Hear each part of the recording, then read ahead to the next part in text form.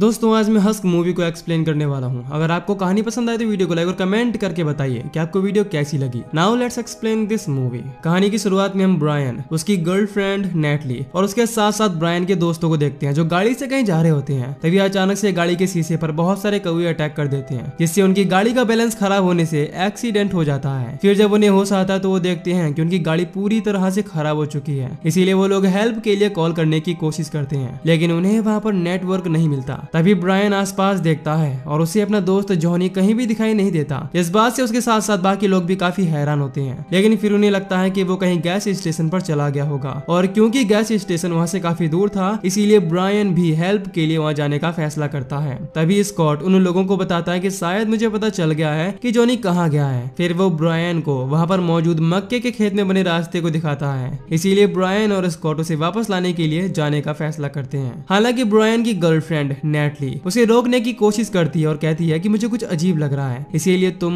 मत जाओ। लेकिन वो उसकी बात नहीं मानता है और कहता है कि जॉनी को गए हुए काफी वक्त हो गया है, इसीलिए हमें उसे ढूंढकर वापस लाना होगा। फिर वो दोनों मक्के के रास्ते में आगे बढ़ते हैं और वहाँ पर उन्हें एक लेटर बॉक्स के साथ साथ एक कार दिखाई देती है जिसकी हालत काफी खराब थी। फिर उन दोनों को वहाँ पर एक स्केयर क्रो दिखाई देता है, जिस पर चढ़कर स्कॉट आसपास की चीजों को देखने की कोशिश करता है और वहाँ पर उसे एक केबिन दिखाई देता है। इसीलिए वो दोनों वहाँ जाने का फैसला करते हैं। दूसरी तरफ नेटली को मक्के के खेत में एक बच्चा दिखाई देता है, जिसे वो आवाज लगाने की कोशिश करती है, लेकिन वो वहाँ से भाग जाता है, जिससे वो काफी परेशान होती है। फिर उसकी नजर वहाँ पर मौजूद एक स्केयर क्रो पर पड़ती है जो जमीन पर पड़ा होता है। इसीलिए नेटली उसके पास पहुंचकर उसे चेक करती है और उसे पता चलता है कि वो कोई स्केयर क्रो नहीं बल्कि एक डेड बॉडी है, जिससे वो बहुत ही ज्यादा डर जाती है और क्रिस को इस बारे में बताती है। लेकिन क्रिस को उसकी बातों पर विश्वास नहीं होता, इसीलिए वो डेड बॉडी को चेक किए ही बिना वहाँ से चला जाता है। इससे गुस्से में नेटली ब्रायन को ढूंढने के लिए अकेले ही वहाँ से जाने लगती है। इसीलिए मजबूरन क्रिस को भी उसके साथ जाना पड़ता है। इसके बाद हम ब्रायन और स्कॉट को देखते हैं जो केबिन के ऊपर मौजूद रूम में पहुंचते हैं और देखते हैं कि जॉनी वहाँ पर बैठकर सिलाई मशीन चला रहा है। यह देखकर वो दोनों ही काफी हैरान होते हैं, क्योंकि इस दौरान जॉनी की हालत बहुत ही ज्यादा खराब थी और उसकी उंगलियों में भी कील घुसी हुई थी, लेकिन उसे ये सब महसूस नहीं हो रहा था और ऐसा लग रहा था कि वो किसी चीज से पजेस है। फिर ब्रायन और स्कॉट के देखते ही देखते जॉनी टेबल पर बैठा बैठा वहीं गिर जाता है और वहाँ पर जल रही लाइट भी बुझ जाती है। दूसरी तरफ हम नेटली को देखते हैं जो भागने की वजह से क्रिस से अलग हो जाती है। तभी उसे अपने आसपास किसी के होने का एहसास होता है जो उसके कुछ समझने से पहले उस पर अटैक कर देता है, जिससे उसकी चीख सुनकर ब्रायन उसे बचाने के लिए उसकी तरफ भागता है और रास्ते में उसे क्रिस मिलता है जो ब्रायन को बताता है कि मैंने देखा नेटली को कोई चीज अपनी तरफ खींच कर ले गई है। इसीलिए वो दोनों ही उसे बचाने के लिए आगे बढ़ते हैं, लेकिन उन्हें ढूंढते ढूंढते रात हो जाती है। फिर जब वो लोग उस जगह पर पहुंचते हैं जहाँ पर स्केयर क्रो लगा हुआ था, तो देखते हैं कि किसी ने नेटली को स्केयर क्रो की जगह पर टांग दिया है और इस दौरान उसकी हालत बहुत ही ज्यादा खराब है। फिर क्रिस के देखते ही देखते नेटली की आंखें बुरी तरह से बदल जाती हैं, जिससे वो बहुत ही ज्यादा डर जाता है और भागते हुए स्कॉट के पास पहुंचता है। इधर ब्रायन नेटली को वहां से निकाल लेता है, लेकिन फिर से कोई अनजान चीज नेटली की डेड बॉडी को वहां से खींच ले जाती है। इससे ब्रायन बहुत ही ज्यादा डर जाता है और वहां से भागने की कोशिश करता है। इस दौरान उसे स्केयर क्रो के कॉस्ट्यूम में कोई भागता हुआ दिखाई देता है, इसीलिए उसे पकड़ लेता है, लेकिन उसे लगता है कि वो सिर्फ एक स्केयर क्रो है। तभी एक दूसरा स्केयर क्रो उस पर अटैक कर देता है और फिर नेटली की बॉडी को लेकर वहां से चला जाता है। इन सब चीजों की वजह से ब्रायन बहुत ही ज्यादा डर कर खेत से बाहर निकल आता है। तभी स्कॉट उसके पास पहुंचता है जो उसे घायल देखकर काफी हैरान होता है और उससे इस बारे में पूछने की कोशिश करता है, लेकिन उसे भी वहां पर स्केयर क्रो दिखाई देता है जो उस पर हमला करने की कोशिश करता है, लेकिन स्कॉट बच जाता है। फिर वो सिलाई रूम में पहुंचता है और देखता है कि जॉनी भी वहां से गायब हो चुका है। जब ये बात स्कॉट ब्रायन को बताता है तो वो काफी गुस्सा होता है और क्रिस से कहता है कि तुम चाहते तो नेटली को बचा सकते थे, लेकिन तुमने इस चीज की कोशिश तक नहीं की। हालांकि क्रिस उसे समझाने की कोशिश करता है कि मैंने भी उस चीज को तभी देखा जब तुम मुझे मिले, लेकिन ब्रायन उसकी बात नहीं मानता है और स्कॉट को लेकर नेटली को ढूंढने के लिए वहां से निकल पड़ता है। इस दौरान स्कॉट देखता है कि वहां पर मौजूद एक स्केयर क्रो उसे घूर रहा है। इस बात से वो काफी डर जाता है। फिर वो दोनों आगे बढ़ते हैं और वहां पर उन्हें एक गाड़ी मिलती है, लेकिन जब वो चेक करते हैं तो उन्हें पता चलता है कि उसमें चाबी नहीं है। तभी स्कॉट को टेबल पर एक स्केयर क्रो दिखाई देता है जो उस पर अटैक कर देता है, लेकिन ये चीज ब्रायन को दिखाई नहीं देती। फिर स्कॉट को वहां पर एक हेलुसिनेशन दिखाई देता है कि उस केबिन में रहने वाला फार्मर अपने बेटे एलेक्स से एक मरे हुए पिग को नुकसान पहुंचाने के लिए कहता है और वो बिना डरे इस काम को करने के लिए तैयार हो जाता है। लेकिन जब वो अपने दूसरे बेटे को भी ऐसा करने के लिए कहता है तो वो ऐसा नहीं कर पाता।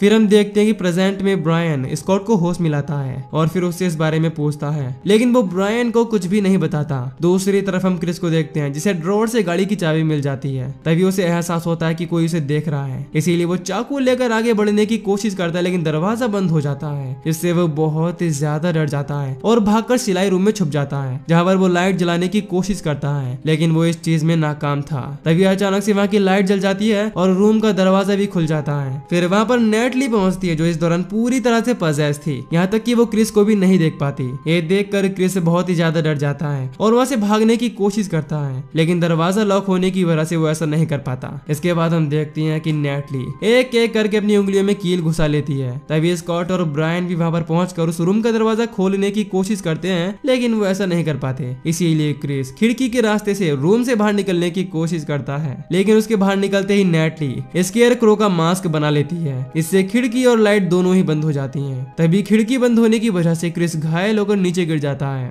फिर जब ब्रायन सिलाई रूम में पहुंचता है तो उसे दरवाजा खुला हुआ मिलता है और नेटली वहां से गायब हो चुकी होती है। इसीलिए जब क्रिस को होश आता है तो ब्रायन उससे नेटली के बारे में पूछता है और वो बताता है कि मुझे लगता है कि वो मर चुकी है, इसीलिए हमें यहाँ से निकलने के बारे में सोचना चाहिए। हालांकि स्कॉट इस बात पर कहता है कि हमारे पास गाड़ी की चाबी नहीं है, लेकिन क्रिस उसे गाड़ी की चाबी दिखाता है और वहां से जाने के लिए कहता है, लेकिन ब्रायन इस चीज के लिए साफ मना कर देता है और उन्हें भरोसा दिलाता है कि वो सभी लोगों को यहाँ से बाहर निकालेगा, लेकिन उससे पहले उसका नेटली को ढूंढना बहुत ही ज्यादा जरूरी है। इसके बाद वो क्रिस से गाड़ी की चाबी मांगता है। इससे ना चाहते हुए भी क्रिस को वो चाबी देनी पड़ती है। इधर स्कॉट जब रूम से बाहर आता है तो उसे फिर से कोरे दिखाई देता है, जो एलेक्स पर पीछे से अटैक करके उसे बहुत ही बुरी तरह से मार देता है। फिर जैसे ही स्कॉट को होश आता है तो कोई उसे भी रस्सी से खींचता हुआ स्केयर क्रो की जगह पर लटका देता है, जिसके बाद उसके पास स्केयर क्रो पहुंचता है। उसके हाथों में वैसे ही कीलें चुभी हुई थी, इससे वो स्कॉट पर अटैक करके उसे घायल कर देता है, लेकिन वहां पर ब्रायन पहुंचकर उसे बचा लेता है और स्कॉट ब्रायन को बताता है कि मुझे बहुत सी चीजें दिखाई दे रही हैं। और ये सुनकर क्रिस बताता है कि नेटली ने भी स्केयर क्रो में किसी की डेड बॉडी देखी थी, जिसके बाद मैंने भी उस केबिन के किचन में उसकी झलक देखी थी। ये सुनते ही ब्रायन उसे मारने के लिए हथियार लेकर किचन की तरफ बढ़ता है। दूसरी तरफ क्रिस समझ चुका था कि ब्रायन नेटली के मरने की वजह से पूरी तरह से पागल हो चुका है, इसीलिए वो स्कॉट को अपने साथ चलने के लिए कहता है, लेकिन स्कॉट इस चीज के लिए साफ मना कर देता है और कहता है कि तुम ब्रायन का साथ दो या ना दो, मैं उसका साथ जरूर दूंगा। इसके बाद ब्रायन और स्कॉट को एक डेड बॉडी मिलती है, जिसे देखकर ऐसा लग रहा था कि उसने खुद को शॉर्ट गन से शूट करके मार लिया हो। इधर क्रिस अकेले ही गाड़ी को स्टार्ट करके वहां से जाने की कोशिश करता है। इससे ब्रायन शॉर्ट गन लेकर उसे रोकने का फैसला करता है, लेकिन इससे पहले कि क्रिस वहां से निकल पाता, उसकी गाड़ी के सामने एक स्केयर क्रो आ जाता है, इससे उसकी गाड़ी बंद हो जाती है। फिर उस पर एक दूसरा स्केयर क्रो अटैक कर देता है। हालांकि पहले तो क्रिस उसका सामना करने की कोशिश करता है, लेकिन जब वो दोनों ही स्केयर क्रो उस पर अटैक कर देते हैं तो क्रिस बहुत ही ज्यादा डर जाता है और उनमें से एक के मास्क को खींच लेता है और देखता है कि वो कोई और नहीं बल्कि जॉनी है। तभी वहां पर ब्रायन भी पहुंच जाता है, जो क्रिस को वापस केबिन में जाने के लिए कहता है और खुद उसे कवर करने का फैसला करता है। तभी उसके सामने एक और स्केयर क्रो आ जाता है, जिसे देखकर ब्रायन समझ जाता है कि वो कोई और नहीं बल्कि नेटली है, इसीलिए वो अपनी गन नीचे कर लेता है। इससे मौका पाकर वो स्केयर क्रो ब्रायन पर अटैक करके उसे मार देता है। फिर हम स्कॉट को देखते हैं, जिसे फिर से कोरे दिखाई देता है, जो सिलाई रूम में पहुंचकर स्केयर क्रो का मास्क बनाता है और उसे लेकर एलेक्स की डेड बॉडी को पहना देता है। फिर वो स्केयर क्रो की जगह पर अपने भाई एलेक्स को टांग देता है। इधर प्रेजेंट में स्कॉट के पास क्रिस पहुंचता है, जो कि बहुत ही ज्यादा डरा हुआ था और स्कॉट उसे चेस गेम की हेल्प से समझाता है कि बाहर जो भी चीज है वो सिर्फ तभी अटैक करती है जब कोई मक्के के खेत में जाता है, और पहली बार उसने ब्रायन और मुझ पर अटैक इसीलिए नहीं किया क्योंकि वो जॉनी को पजेस करने में बिजी था। इस दौरान स्कॉट ये भी समझ गया था कि कोरे ने अपने भाई को मारकर मक्के के खेत में स्केयर क्रो की जगह पर टांग दिया था, इसीलिए उसकी आत्मा अभी भी उसी मक्के के खेत में कैद है। इससे जो भी मक्के के खेत में पहुंचता है वो आत्मा उस पर अटैक कर देती है और उसे मारकर पजेस कर लेती है, ताकि वो अपने अगले शिकार को उसकी हेल्प से मार सके।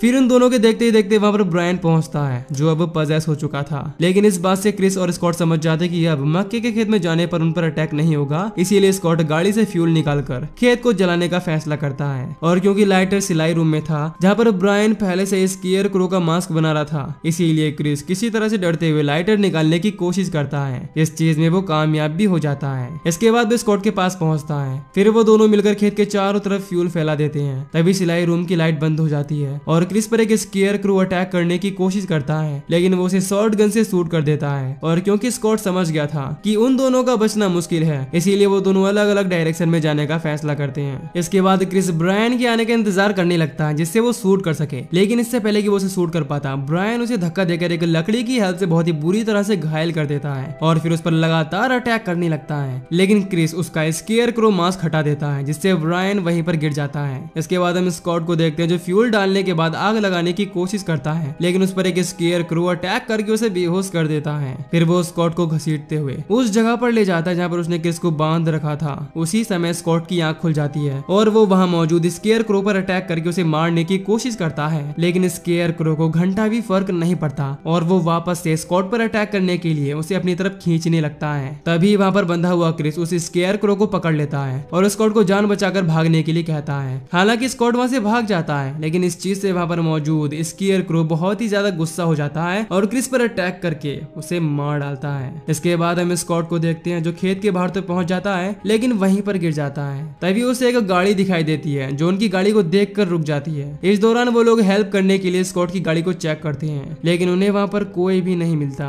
इस दौरान स्कॉट आवाज लगाने की कोशिश करता है, लेकिन उसकी आवाज नहीं निकल रही होती। तभी एक स्केयर क्रो स्कॉट के देखते ही देखते खेत के बाहर आकर लेट जाता है, जिससे पता चलता है कि वो वहाँ पर आए हुए लोगों को भी अब अपना शिकार बनाने वाला है। तभी वो लोग स्कॉट को देख लेते हैं और उसकी हेल्प के लिए आगे बढ़ते हैं, लेकिन स्कॉट वहीं पर बेहोश हो जाता है और इसी के साथ ये मूवी यहीं पर खत्म हो जाती है। तो दोस्तों, अगर आपको इस मूवी की एक्सप्लेनेशन पसंद आई हो तो वीडियो को लाइक और चैनल को सब्सक्राइब कर दीजिए। बाकी मैं मिलूंगा आपसे न्यू वीडियो में। Till then take care, love you, bye bye.